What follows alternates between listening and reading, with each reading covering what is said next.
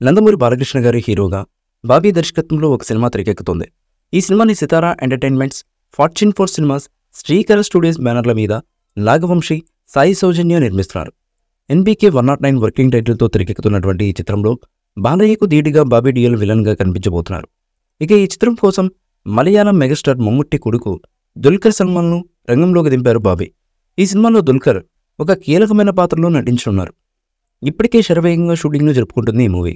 అందుతున్న సమాచారం ప్రకారం ఒక కీలక షెడ్యూల్ను బాలయ్య దుల్కర్ మీద పూర్తి చేసినట్లుగా తెలుస్తుంది.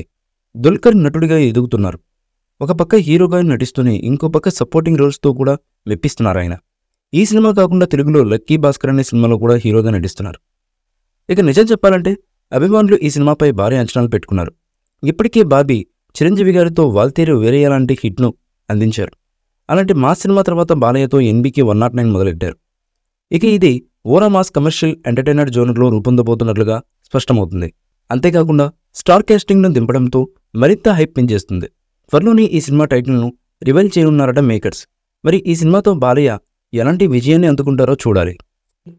ఈ మూవీపై మీ అభిప్రాయాన్ని కామెంట్ బాక్స్లో తెలియజేయండి. ఈ వీడియో మీకు నచ్చితే లైక్ చేయండి, షేర్ చేయండి, కామెంట్ చేయండి.